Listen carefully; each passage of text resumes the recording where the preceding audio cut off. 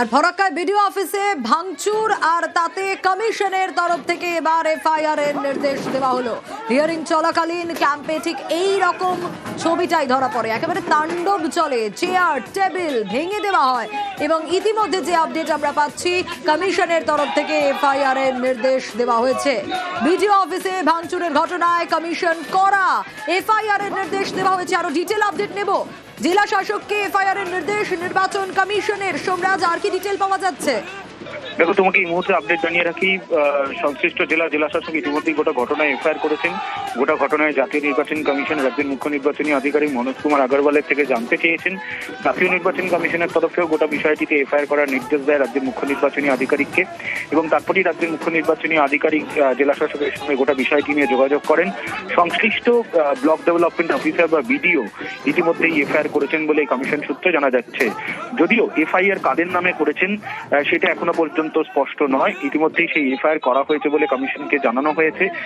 এই শুনানি পর্ব চলাকালীন যেভাবে ক্যাম্পে ঢুকে ভাঙচুরের ঘটনা ঘটেছে বলে অভিযোগ এসেছে এবং ইতিমধ্যেই গোটা ঘটনার ভিডিও ফুটেজও চাওয়া হয়েছে বলেই কমিশন সূত্রে জানা যাচ্ছে। জাতীয় নির্বাচন কমিশন গোটা বিষয়টিতেই কড়া মনোভাব নিয়েছে এবং রাজ্যের মুখ্য নির্বাচনী আধিকারিকের দপ্তরের কাছে বলা হয়েছে যাতে অবিলম্বে রাজ্য পুলিশের সঙ্গে গোটা বিষয়টি নিয়ে যোগাযোগ করা হয়, কারণ এর আগেই জাতীয় নির্বাচন কমিশনের তরফে রাজ্য পুলিশের ডিজিকে চিঠি দেওয়া হয়েছিল বেশ কয়েকদিন আগে এবং সেখানেই বলা হয়েছিল যাতে হিয়ারিং প্রক্রিয়া সুষ্ঠুভাবে হয় তার যাবতীয় ব্যবস্থা করতে হবে রাজ্য পুলিশের ডিজিকে। সেখান থেকেই যেভাবে হিয়ারিং চলাকালীন ভাঙচুরের ঘটনা ঘটেছে বলে অভিযোগ উঠেছে, সেটা নিয়েই রাজ্য পুলিশের কি ভূমিকা ছিল সেটাও যেমন জানতে চাওয়া হয়েছে, তেমনি গোটা ঘটনায় এফআইআর করারও নির্দেশ দেওয়া হয়েছে। বেশ,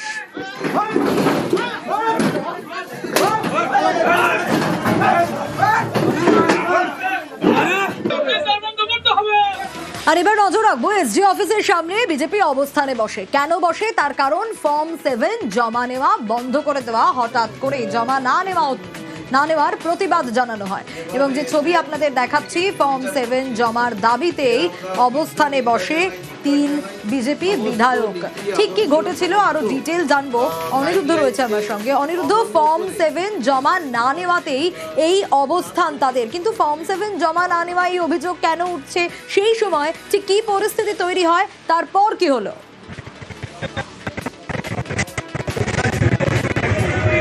দেখো, বনগাঁর 3 বিজেপি বিধায়ক আজ দুপুরে বনগাঁ এসডিও অফিসের সামনে, এসডিওর ঘরের সামনে রীতিমতন অবস্থান বিক্ষোভে বসে।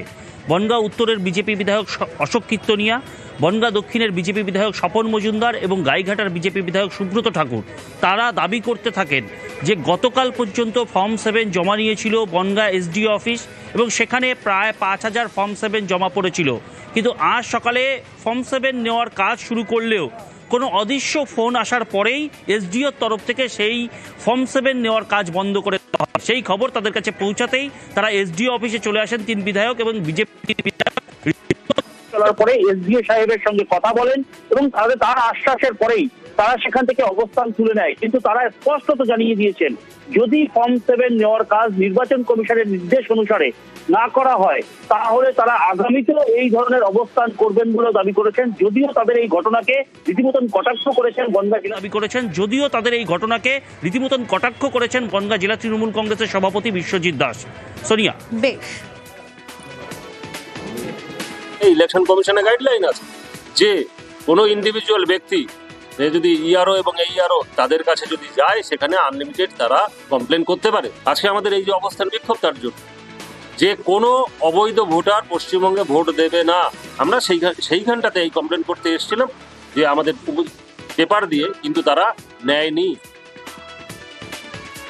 আর যদি মুর্শিদাবাদের দিকে নজর রাখি তাহলে সেখানেও বিএলওদের একেবারে গণ ইস্তফা। হ্যাঁ, বেলডাঙ্গায় কমপক্ষে 200 জনের গণ ইস্তফা। ঠিক কি অভিযোগ করছেন তারা, প্রণবের কাছ থেকে জানবো। প্রণব, বেলডাঙ্গা 1 নম্বর বিডিও অফিসে ইস্তফাপত্র জমা, 200 বিএলওর প্রায়, কি অভিযোগ করছেন তারা, কি কারণে তারা এই ইস্তফাপত্র দিলেন?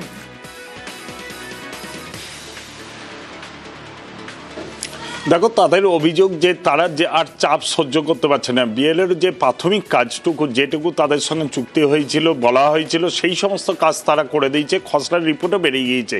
কিন্তু তারপরেও তাদের অভিযোগ যে বিভিন্ন যে সমস্ত অর্ডার সেগুলো মৌখিকভাবে দেওয়া হচ্ছে এবং সেগুলো বাস্তবায়িত করতে গিয়ে বিভিন্ন সমস্যার সম্মুখীন হতে হচ্ছে এবং সেরকম লিখিত কোনো রকমভাবে অর্ডার দেওয়া হচ্ছে না। সেই কারণে তারা বিএলএর পদ থেকে অব্যাহতি চেয়ে আজকে কিন্তু গণ ইস্তফা দিয়েছে বেলডাঙ্গা 1-এর প্রায় 200 জন এবং তারা যে এরও আছেন তার কাছে কিন্তু সেই ইস্তফা দিয়ে দিয়েছেন। এবং তাদের অভিযোগ যে তারা যেহেতু শিক্ষকতা করেন, স্কুলে চাকরি করেন, সেই শিক্ষকতা তারা ঠিক মতনভাবে করতে পারছে না, ক্লাস নিতে পারছেন না, ছাত্র সংখ্যা কমে যাচ্ছে, কিন্তু তাই সেই কারণে কিন্তু তারা আর বিএলএরও কাজ করতে চায় না।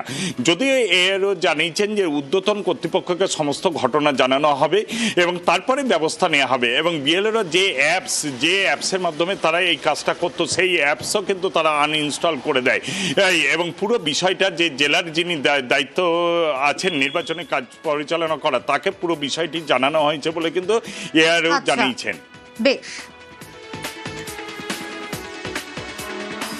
নজর রাখবো নিজেকেই শুনানির নোটিশ বিএলওর। হ্যাঁ, শুধু নিজেকেই দিলেন না, যেমনটা ব্রেকের আগেও বলছিলাম, স্ত্রীকেও শুনানির নোটিশ ধরালেন বিএলও। কেতুগ্রামের, পূর্ব বর্ধমানের কেতুগ্রামের ভ্রমর কোলের ঘটনা, ঠিক কেন নোটিশ পেলেন বিএলও? রণদেব রয়েছে আমার সঙ্গে। রণদেব, বিএলওর নোটিশ পাওয়ার কারণটা কি? মানে নিজেকে নিজেই নোটিশ দিলেন, স্ত্রীকেও নোটিশ দিলেন, কোথায় গলদ?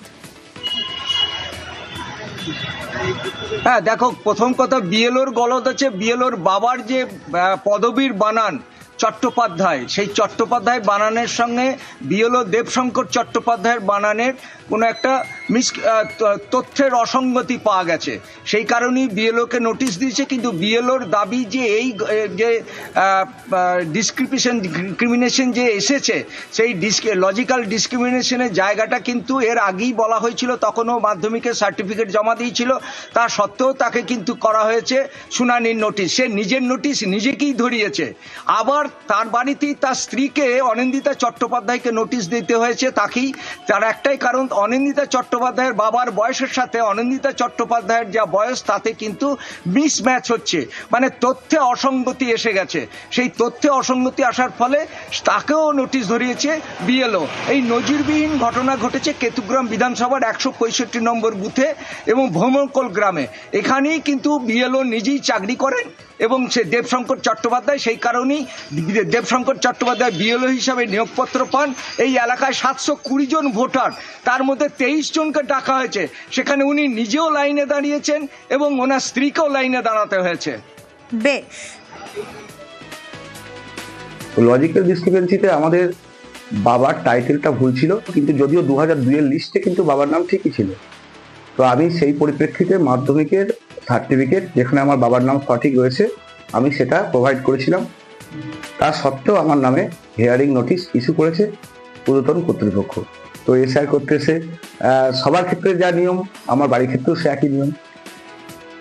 আমার বাবার সঙ্গে আমার বয়সের ডিফারেন্সটা 50 বছরের ঊর্ধ্বে হয়ে যাচ্ছে, কিন্তু বাকি যে ডকুমেন্টসগুলো আছে ভোটার কার্ড ছাড়া, সেগুলোতে আমার বাবার বয়সে সবকিছুই ঠিক আছে, কিন্তু শুধুমাত্র ভোটার কার্ডের জন্য কিন্তু আমাকে হিয়ারিংটা দিয়েছে।